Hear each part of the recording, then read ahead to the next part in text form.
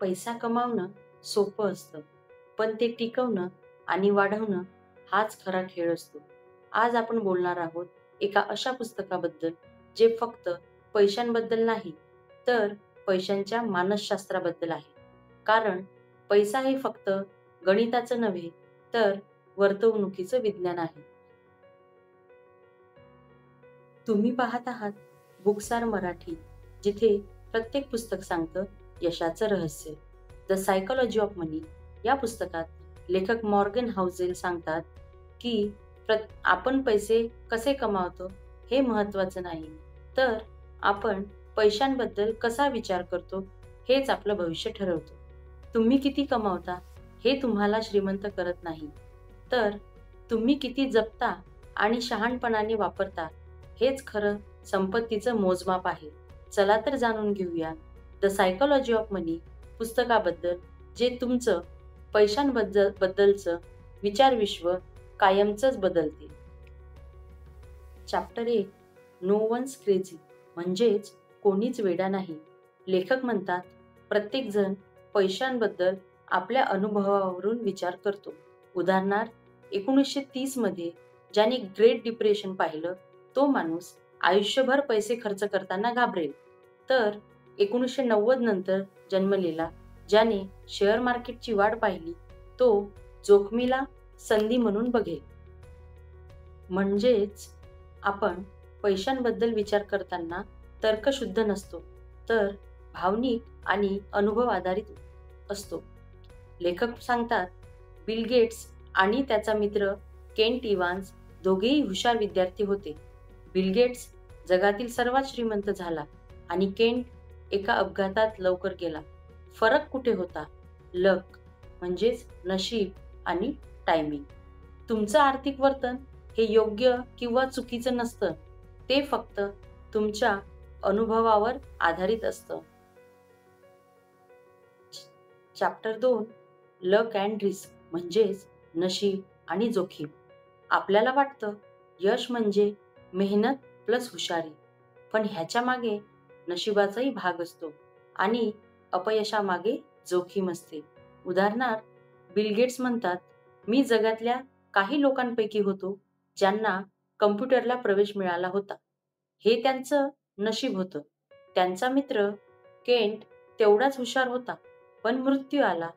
ही जोखीम होती. कधी-कधी यश तुमच्या मेहनतीचं फळ असतं, पण कधी ते नशिबाचं देण असतं. त्यामुळे अहंकाराने नव्हे, तर कृतज्ञतेने यशाकडे बघा. चॅप्टर 3, नेव्हर इनफ, म्हणजेच कधीच पुरेसं नाही.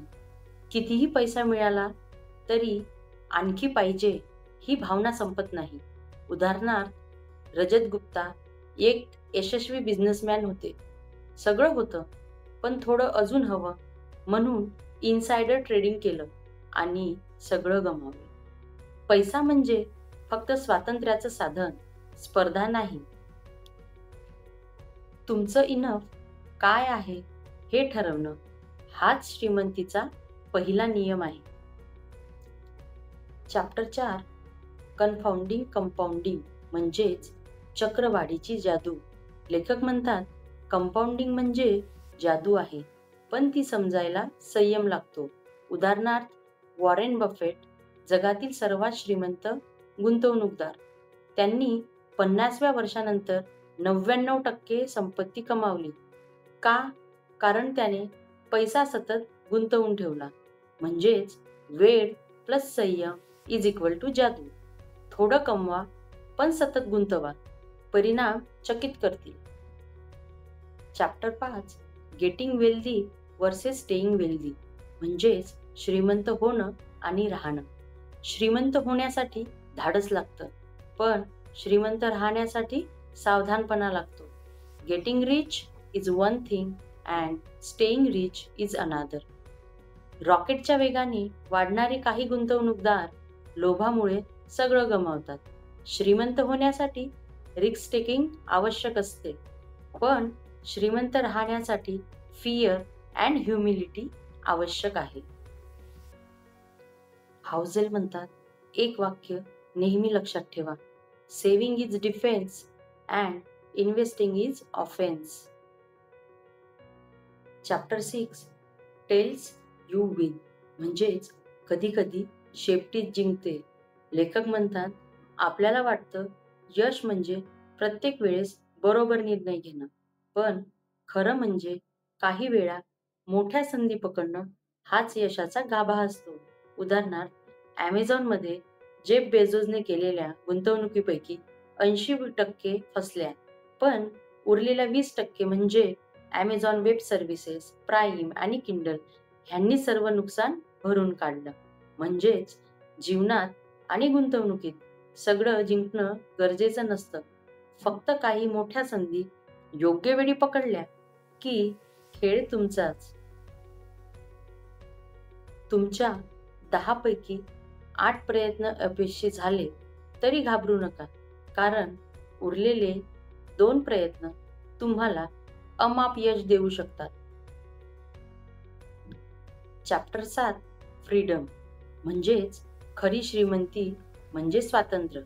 आपल्याला वाटतं श्रीमंती म्हणजे बंगला, गाडी, ब्रँडेड कपडे, पण लेखक म्हणतात खरी श्रीमंती म्हणजे आपल्या वेळेवर आणि निर्णयांवर स्वातंत्र्य असणं. उदाहरणार्थ, तुम्ही सकाळी कधी उठायचं हे स्वतः ठरवू शकता का? किंवा कामाची वेळ तुम्ही ठरवता का? जर उत्तर हो असेल तर तुम्ही आधीच श्रीमंत आहात. हाउझेल म्हणतात, freedom is the highest dividend money page म्हणजेच पैशांचं खरं मूल्य म्हणजे स्वतंत्रपणे जगण्याची मोकळीक. Chapter 8 man in the car paradox म्हणजेच गाडीतला माणूस आणि भ्रम. आपण जेव्हा एखाद्याला मोठ्या गाडीत बघतो तेव्हा आपल्याला वाटतं, वा किती श्रीमंत आहे हा. पण वास्तव असं असतंच की आपण त्या माणसाचं कौतुक करत नाही, तर आपण स्वतः त्या जागी असलो तर कसं वाटेल ह्याची कल्पना करतो. उदाहरणार्थ, लेखक म्हणतात, एका माणसाने खूप महागडी कार विकत घेतली कारण लोक त्याच्याकडे बघतील असं त्याला वाटलं. पण खरं म्हणजे लोकांनी कारकडे बघितलं, त्याच्याकडे नाही. लोक तुमच्याबद्दल विचार करत नाहीत, ते स्वतःबद्दल विचार करत असतात. म्हणून दिसण्यासाठी श्रीमंत होणं हा मूर्खपणा आहे.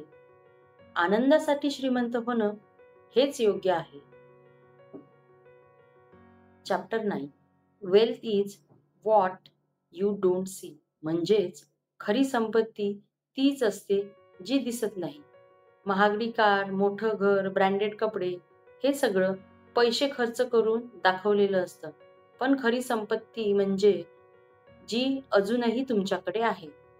हाउझेल म्हणतात, तुम्ही कोणाला बघून म्हणू शकत नाही की तो श्रीमंत आहे, कारण खरी श्रीमंती म्हणजे त्याचे investment, savings, debit free life जी दिसत नाही. पैसे दाखवण्यात नाही, तर पैसे साठवण्यात आणि वाढवण्यात खरा आनंद आहे.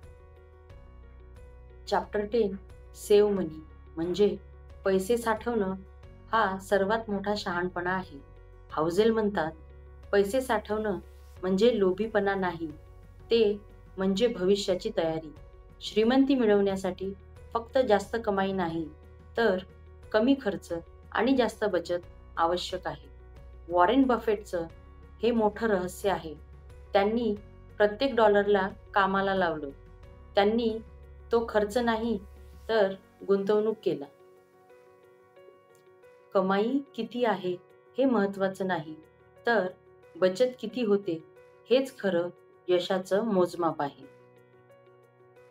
चॅप्टर 11 रिझनेबल ऑर रॅशनल म्हणजेच तर्कशुद्ध नव्हे, समजूतदार व्हा.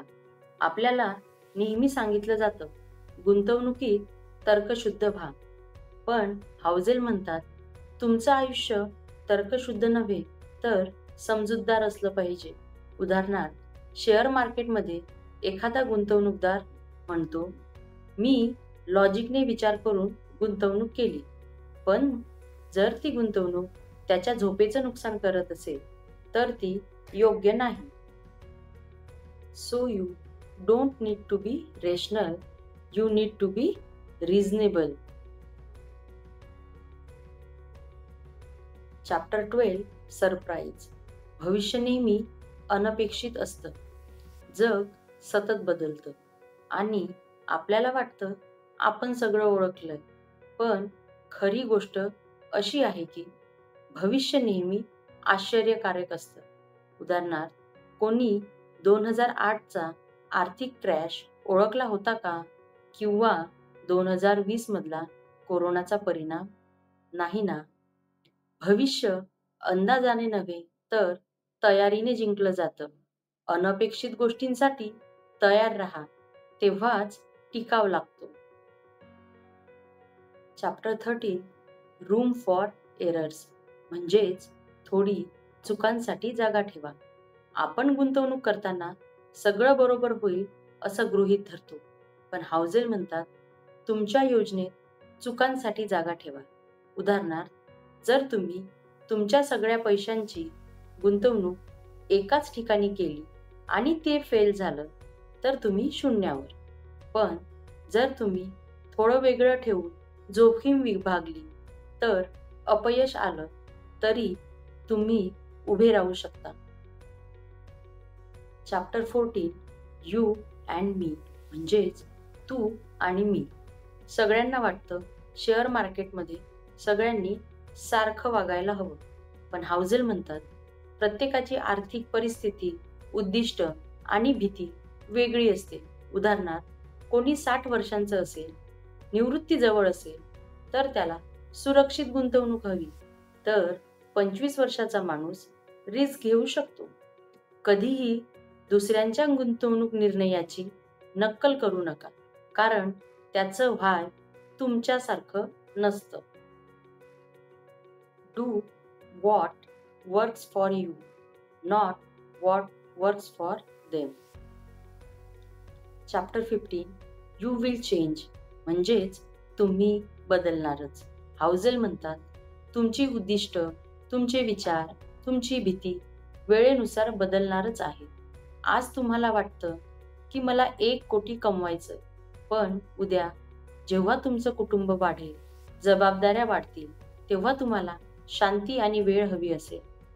तुमच्या भविष्यातल्या स्वतःसाठी लवचिक राहा. जग बदलतं, तुम्हीही बदलाल.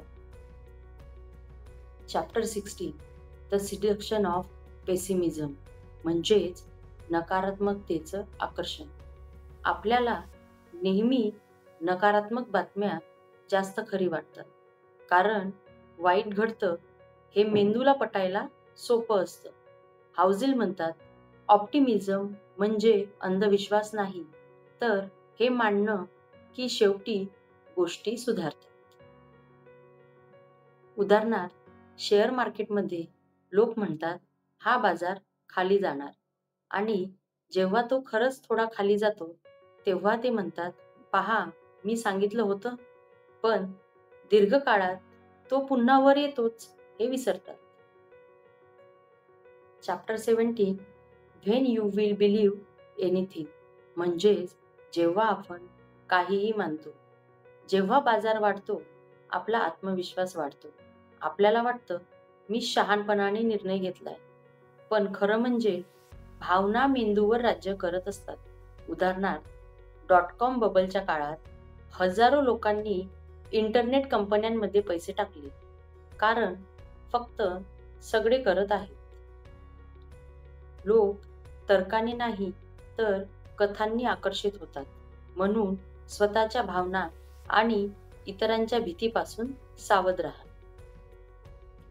चॅप्टर 18 ऑल टुगेदर नाऊ म्हणजेच सगळं एकत्र. या अध्यायात लेखक सर्व धड्यांचा सारांश देतात. लेखक सांगतात श्रीमंती म्हणजे स्वातंत्र्य. जोखीम ही शत्रू नाही, ती सहकारी आहे. बचत म्हणजे तुमचं संरक्षण कवच, आणि दीर्घकाळाचा विचार म्हणजे संपत्तीचं रहस्य. चॅप्टर 19 कन्फेशन म्हणजेच लेखकाची कबुली. मॉर्गन हाऊसेल सांगतात मी कधीच मोठे जोखमीचे निर्णय घेतले नाही, पण मी नेहमी साधेपणावर विश्वास ठेवला. हाऊझेल म्हणतात, मी कमी खर्च करतो कारण मला स्वातंत्र्य हवं आहे. मी जास्त बचत करतो कारण भविष्य मला ठाऊक नाही. आणि मी दीर्घकाळासाठी गुंतवणूक करतो कारण संयम हाच माझा मित्र आहे.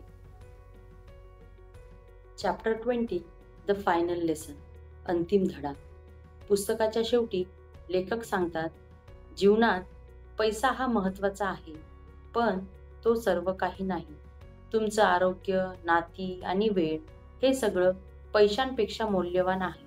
उदाहरणार्थ, तुम्ही करोडपती असलात पण दररोज तणावात असाल तर तुम्ही खरं म्हणजे गरीबच आहात.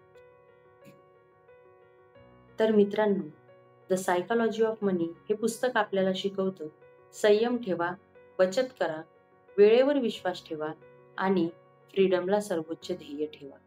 तुमचं यश हे इतरांशी स्पर्धेत नाही, तर ते तुमच्या कालच्या स्वतःशी झालेल्या प्रगतीत आहे. तुम्हाला जर ही बुक समरी आवडली असेल तर व्हिडिओला लाईक आणि बुकसार मराठी चॅनलला नक्की सबस्क्राईब करा, जे अगदी फ्री असतं.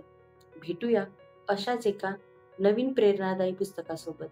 तोपर्यंत शिकत राहा आणि बुकसार मराठी सोबत वाढत राहा. धन्यवाद.